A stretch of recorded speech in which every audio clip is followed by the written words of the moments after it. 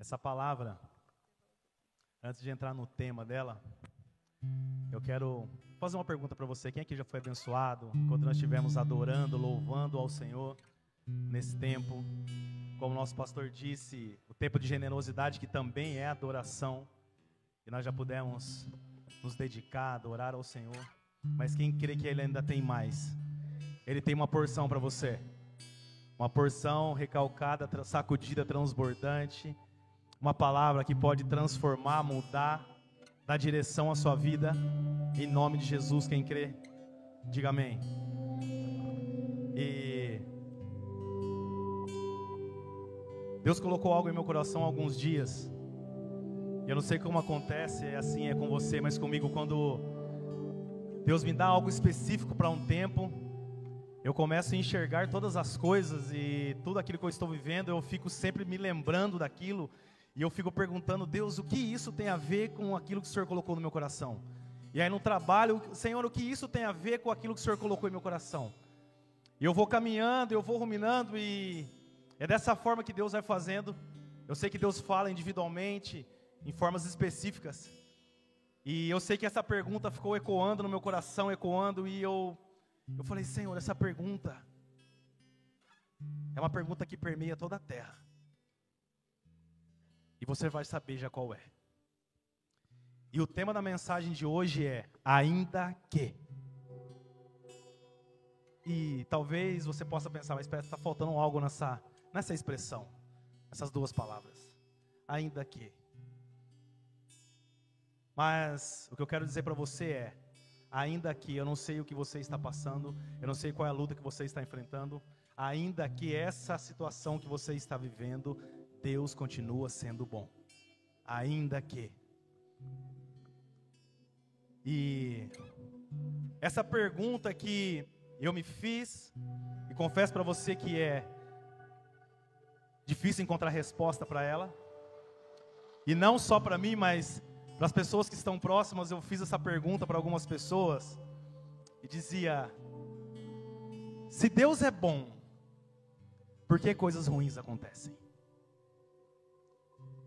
Interessante essa pergunta, porque é uma pergunta que desde da criação do homem, quando algumas coisas acontecem, é uma pergunta que ecoa por toda a terra.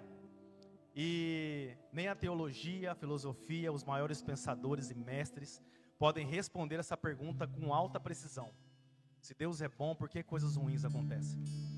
Mas a Bíblia nos dá algumas referências, algumas indicações, e para dar uma base para você bíblica acerca dessa pergunta, eu quero levar você lá no início. Gênesis capítulo 1. Eu quero levar você lá, a partir do verso 26, Gênesis 1, 26, vai dizer assim: então disse Deus, façamos o homem à nossa imagem, conforme a nossa semelhança. Domine ele sobre os peixes do mar, sobre as aves do céu, sobre os animais grandes de toda a terra, e sobre todos os pequenos animais que se movem rente ao chão. Criou Deus o homem à sua imagem, a imagem de Deus o criou, homem e mulher os criou. Deus os abençoou e lhes disse: sejam férteis, multipliquem-se, encham e subjuguem a terra, dominem sobre os peixes do mar, sobre as aves do céu e sobre todos os animais que se movem pela terra. 29. Disse Deus: eis que lhes dou todas as plantas que nascem em toda a terra e produzem sementes, e todas as árvores que dão frutos com sementes, elas servirão de alimento para vocês. E dou todos os vegetais como alimento, a tudo que tem em si fôlego de vida, a todos os grandes animais da terra, a todas as aves do céu, e a todas as criaturas que se movem rente ao chão, e assim foi. E Deus viu que tudo que havia feito, e tudo havia ficado muito bom. Passaram-se a tarde e a manhã, e este foi o sexto dia.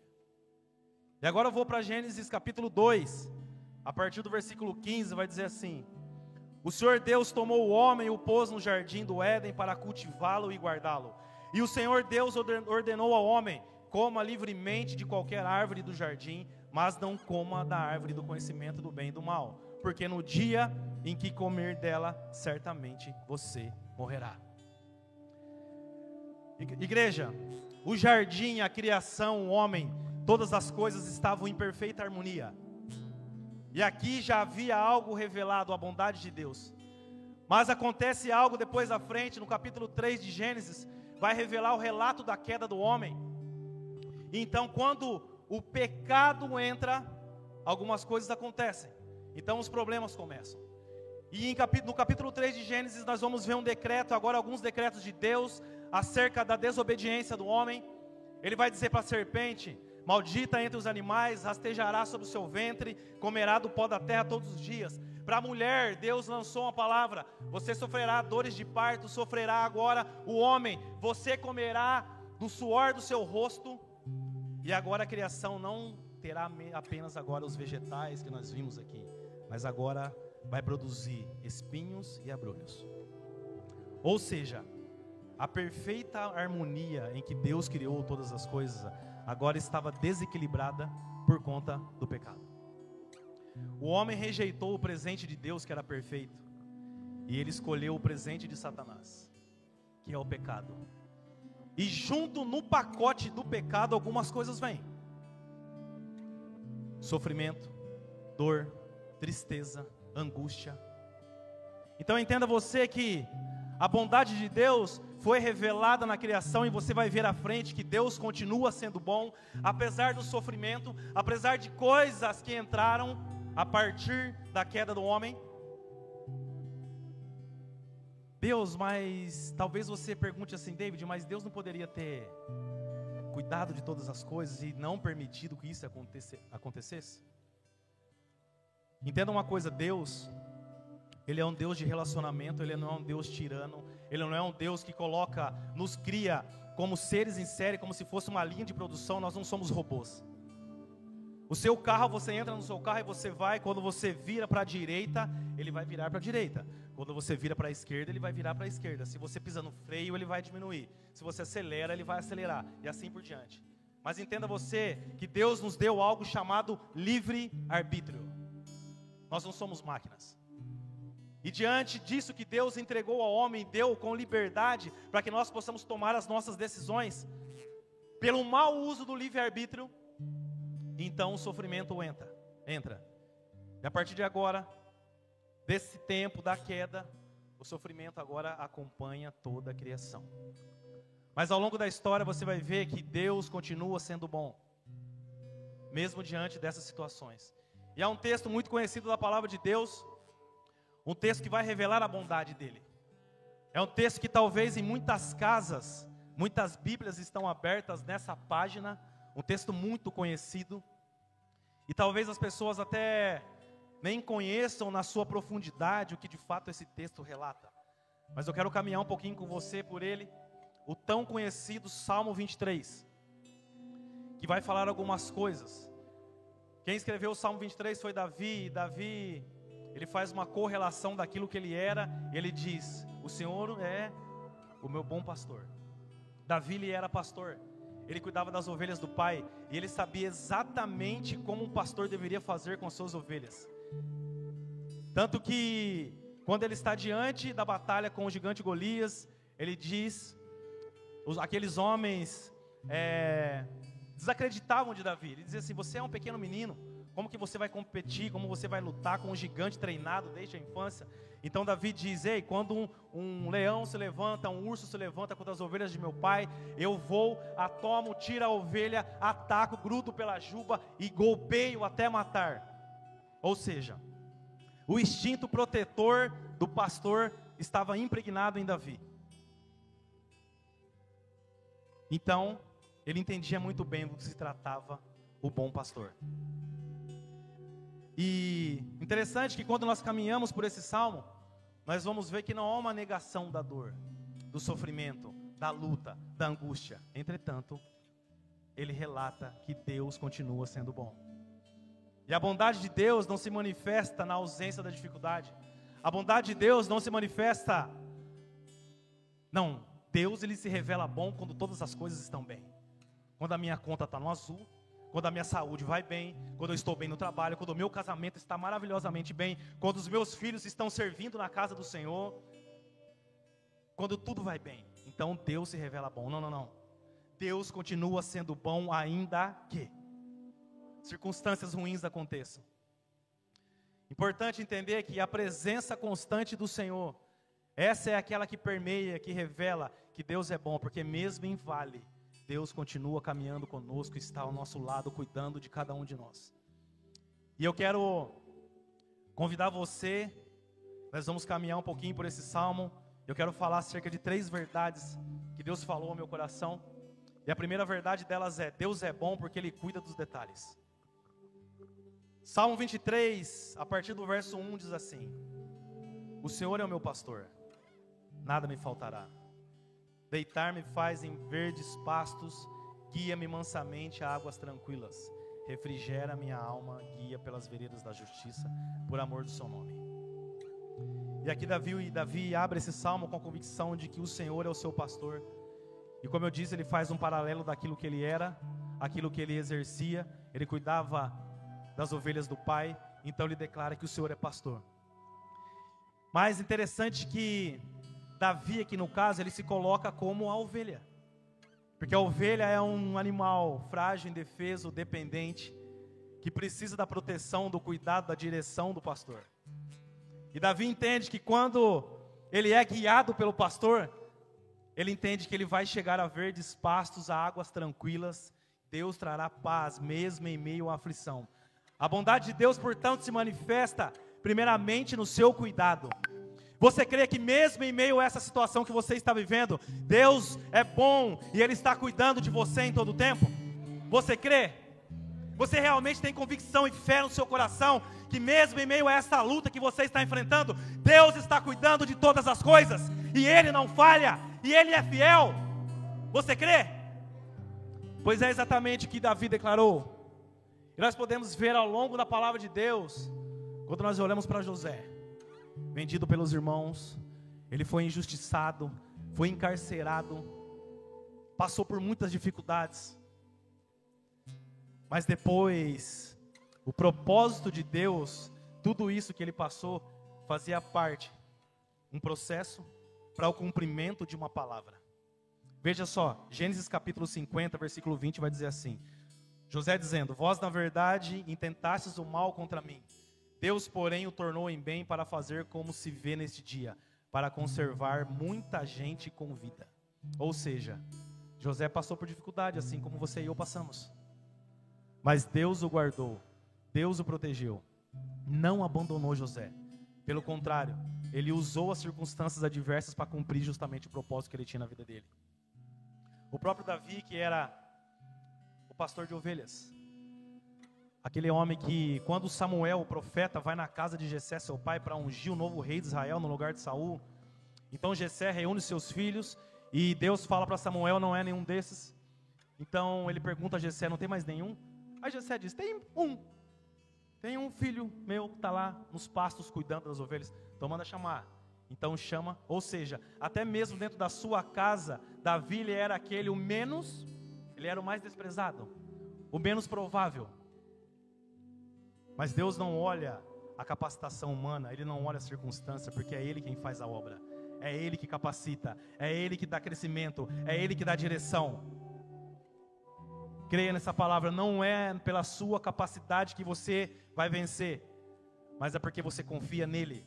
E você, como uma ovelha, sabe que depende dele. E quando nós somos ovelhas dependentes do nosso pastor, nós podemos descansar, nós podemos ter paz no nosso coração, porque ele vai nos levar a verdes pastos, em nome de Jesus.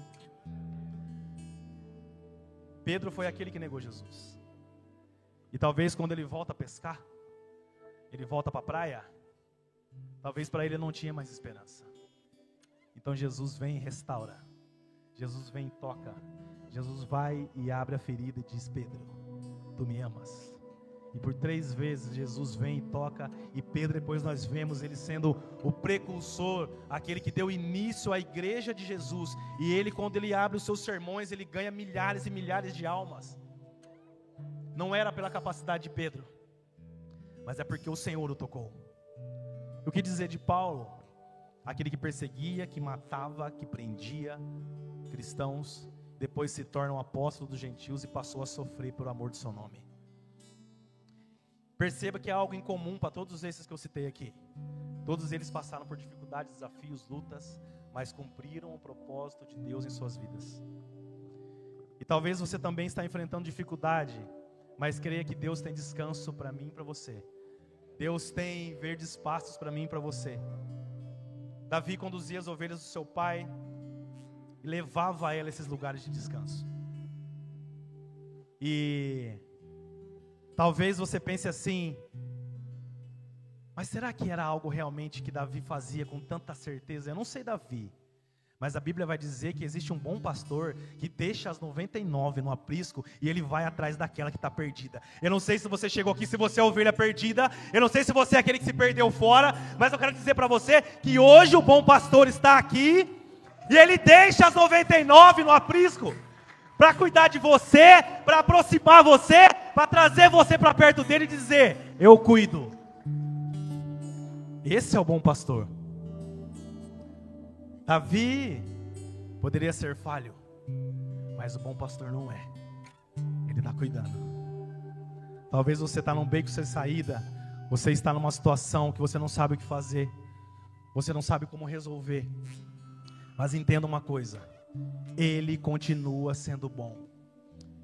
Ele tem propósito para você. Talvez você está olhando para você mesmo, na sua pequenez, está dizendo: eu sou pouco, eu sou pequeno demais, eu não sou capaz, eu não consigo. Esse sonho, não, para mim não é, porque eu já tentei caminhar, não consegui, e você se frustrou. Mas mais uma vez eu reitero para você: quem capacita, quem dá direção, quem dá crescimento é o Senhor Jesus. Você crê nessa palavra? Em nome de Jesus. E o Salmo continua dizendo, e eu quero entrar no segundo ponto com você: Deus continua sendo bom mesmo no vale. Salmo 23, versículo 4 vai dizer assim: ainda que eu ande pelo vale da sombra da morte, não temerei mal algum, porque tu estás comigo, a tua vara e o teu cajado me consolam. Aqui Davi, ele começa dizendo: o Senhor é o meu pastor. E agora ele traz para a segunda pessoa e diz: tu estás comigo. Significa que Davi tinha proximidade. Ele está falando de intimidade. Ele está falando que ele anda próximo. E entenda uma coisa: é no vale que o conhecimento, que a teologia se torna experiência. Porque é muito fácil alguém estar fora dizendo assim: não, você vai vencer, você vai conseguir passar. Mas para quem está no vale, é nesse momento que a nossa fé é experimentada. Assim como nós declaramos nesse hino, nesse louvor, nós vamos chamar esse homem com fé. E quando a nossa fé está alicerçada nele, nós conseguimos atravessar e passar pelos vales. O vale da sombra da morte, dito nesse salmo, não é apenas uma morte física, mas pode ser uma morte de sonhos, pode ser medo, pode ser aflição, muitas coisas que somos acometidos. Mas a bondade de Deus não consiste em evitar que passemos pelos vales, mas em nos garantir que nós nunca estaremos sozinhos. Mesmo em meio ao vale, Ele vai estar caminhando conosco. E quando Davi escreve isso, não é simplesmente uma expressão poética e tal, o vale da sombra da morte, porque existe um significado histórico acerca disso. Os pastores, aqueles que caminhavam pelos desertos, pelos pastos, haviam vales íngremes. E esses vales eram vales perigosos, onde tinham feras. Por isso que Davi declara: eu matei urso, eu matei leão. Haviam salteadores. Então ele sabia muito bem que para chegar em pastos verdes, para chegar em águas tranquilas, ele tinha que passar por esses vales. E ele entendia muito bem que ele precisava passar. E eu não sei se você se encontra num vale hoje. Eu não sei o que você está vivendo hoje. Mas eu quero dizer uma coisa para você: o vale não é lugar de permanência. Esse vale vai passar. O vale, porque o próprio Davi disse: ainda que eu ande. Ele não disse ainda que eu vou morar no vale, ainda que eu vou permanecer no vale. Então o que você precisa crer: mesmo em meio ao vale, esse vale vai passar, e você vai chegar do outro lado, e você vai acessar aquilo que Deus tem para você. A promessa, o propósito vai se cumprir na sua vida, porque você é um filho amado e escolhido do Senhor. Você não é aquele que Deus criou e simplesmente colocou para viver a ermo.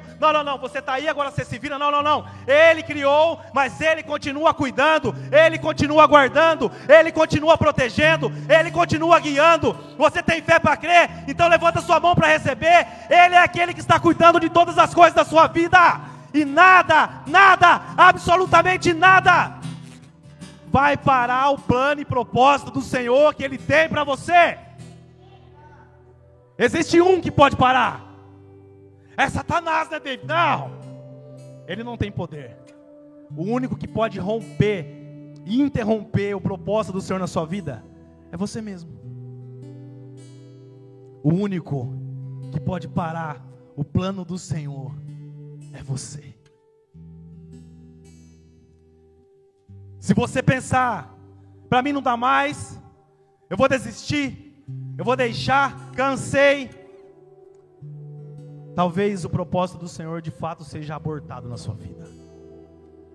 Mas se você caminhar com fé, assim como nós declaramos, eu vou continuar, eu vou prosseguir, eu vou avançar, eu vou em direção ao alvo, eu não vou parar. Creia que você não está só, e o propósito vai se cumprir. O próprio Senhor Jesus, no Evangelho de João, no capítulo 16, 33, ele disse assim: no mundo tereis aflições, mas tem de bom ânimo, eu venci o mundo. O sofrimento, ele não é uma exceção para a nossa vida, querido.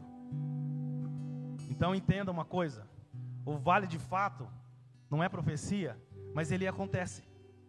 Muitas vezes nós estamos acometidos em vales. Eu lembro que no final do ano passado nós estávamos num vale muito severo, eu e a minha esposa, minha família. Os nossos pastores sabem, pessoas que caminham perto de nós sabem. E eu perguntava a Deus, e algo não rompia, e algo não acontecia. E nós continuamos, e nós perseveramos, e nós caminhamos com o Senhor. Passamos por um vale severo.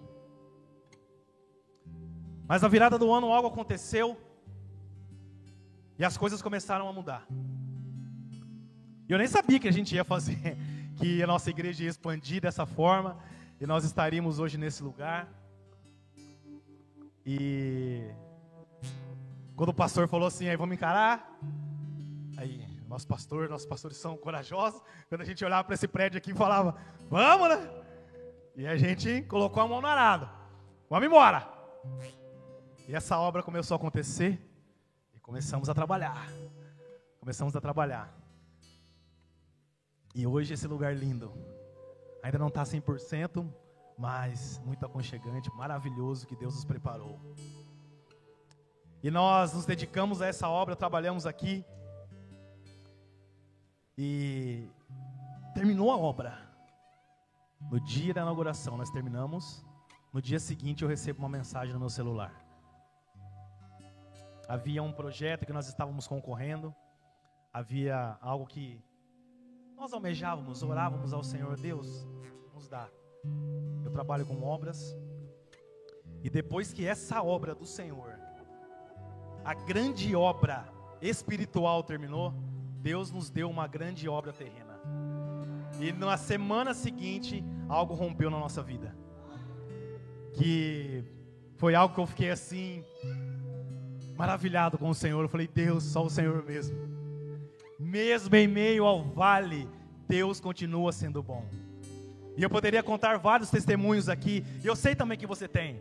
Eu sei que você tem coisas aí que Deus fez e rompeu na sua vida.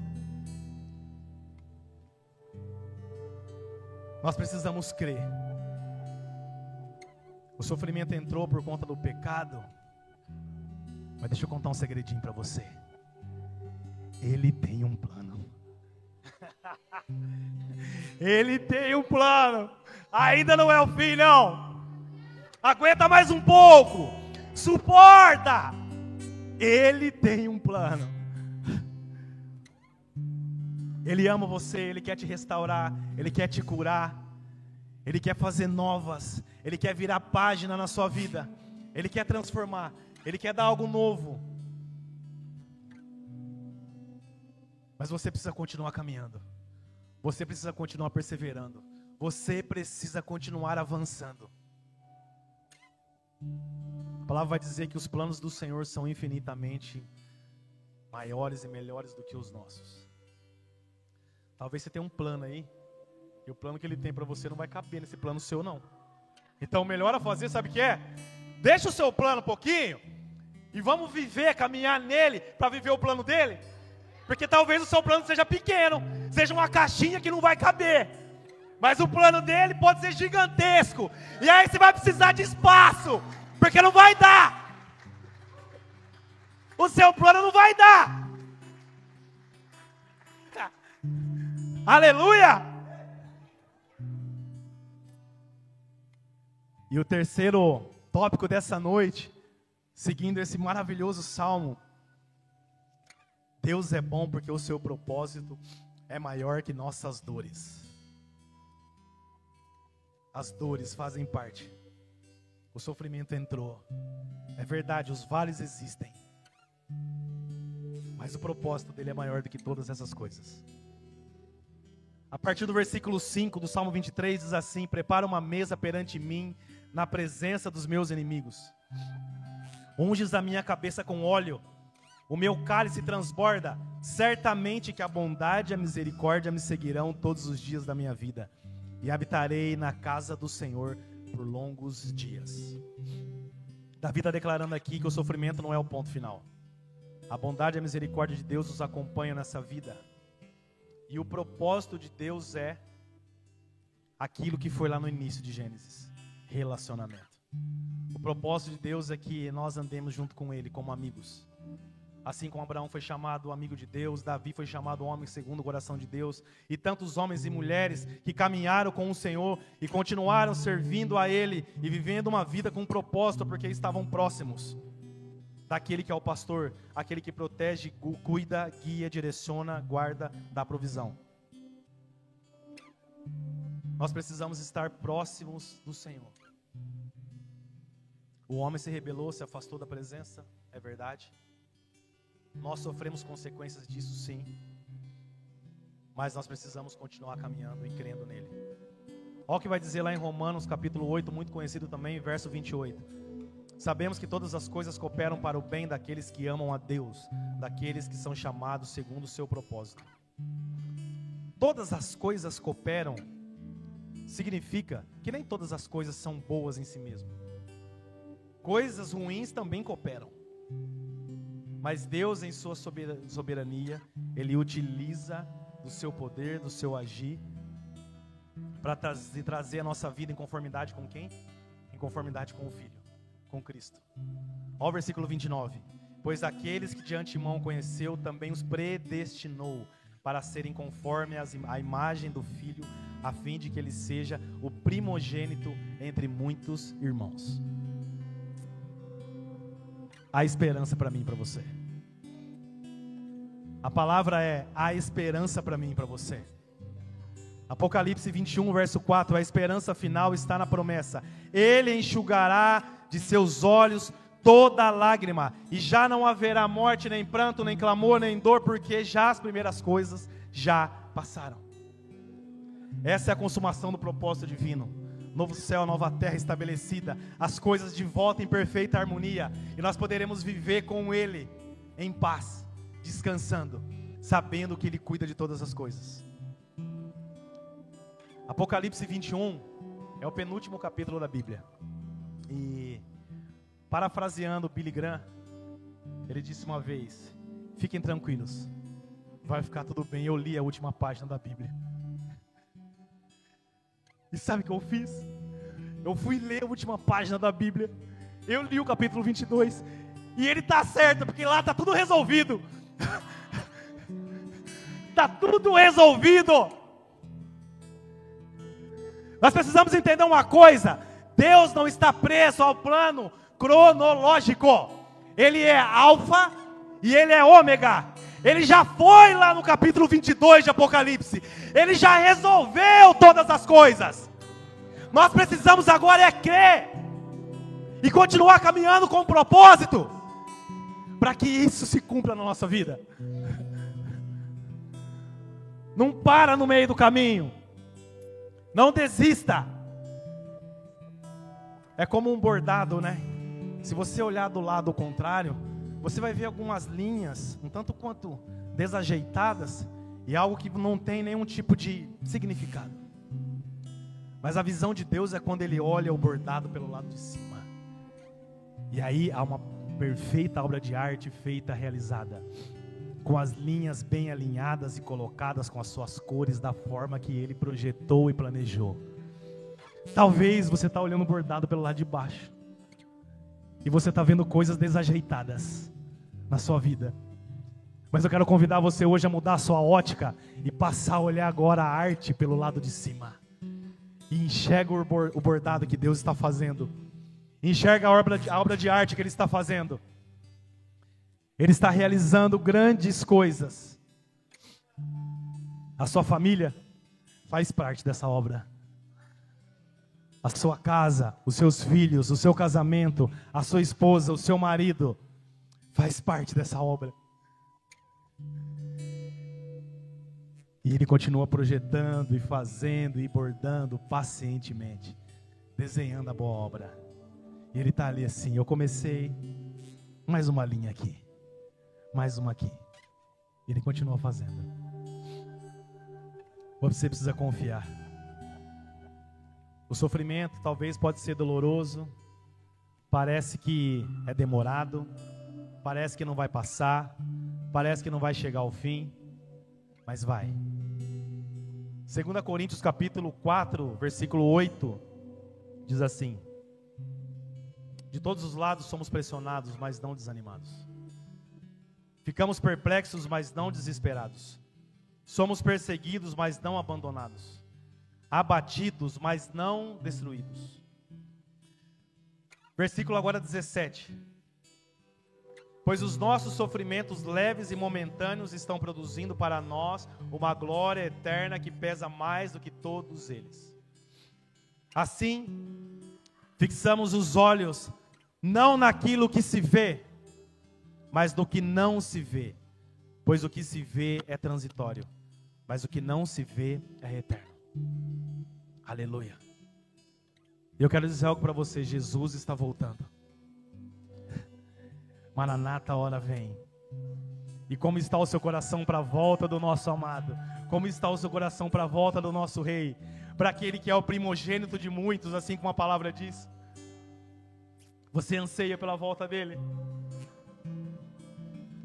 O sofrimento vai acabar, as noites em claro vão terminar. Enquanto nós esperamos pacientemente, vamos nos dedicar à obra do Senhor, vamos buscá-lo, vamos servi-lo, não por circunstâncias, mas por quem Ele é. Não vamos buscá-lo apenas por aquilo que Ele pode fazer, mas por quem Ele é. Não vamos buscá-lo porque nós queremos romper nessa área, mas por quem Ele é. Por amor do seu nome, nós o amamos, nós o desejamos, nós queremos morar com Ele, nós queremos estar com Ele por toda a eternidade. Enquanto cá, Ele está cuidando de todas as coisas. Quando nós olhamos para a nossa vida, não enxergando apenas o tempo terreno, como eu disse, Deus não está preso ao tempo cronológico. Nós vamos ver que a nossa vida ela é um sopro, ela passa rápido. A Bíblia fala acerca disso. Mas quando nós olhamos para o plano eterno, quando nós temos uma visão panorâmica das coisas, nós passamos a entender que o propósito daquilo que está acontecendo está forjando a minha fé e está me levando a um lugar. E esse lugar é a morada celestial. Nós vamos estar com Ele. Em nome de Jesus, que você possa crer nessa palavra. Você crê que Deus está fazendo uma grande obra na sua vida? Você crê que Deus está rompendo, que Deus está transformando a realidade, que Deus está cuidando? Assim como homens e mulheres de Deus que romperam em fé, que caminharam e viveram propósitos do Senhor, Ele também quer fazer na sua vida. Você crê nessa palavra? Quero que você repita comigo com fé: eu vou viver o propósito do Senhor na minha vida. O ensaio ficou bom. Vamos lá. Eu vou viver o propósito do Senhor na minha vida. Aplauda Jesus. Coloque-se de pé. Ele continua fazendo. Ele continua fazendo. Ele está transformando realidade. Porque coisas ruins acontecem se Deus é bom. Nós vivemos num mundo que caiu pelo pecado. Nós vivemos num mundo que sofre por conta da desobediência. Mas eu quero dizer algo para você: existe um povo que é separado, existe um povo que é escolhido, existe um povo que é chamado de geração eleita. A palavra está falando, sabe de quem? Está falando de você. Está falando de você. Você é filho amado do Senhor.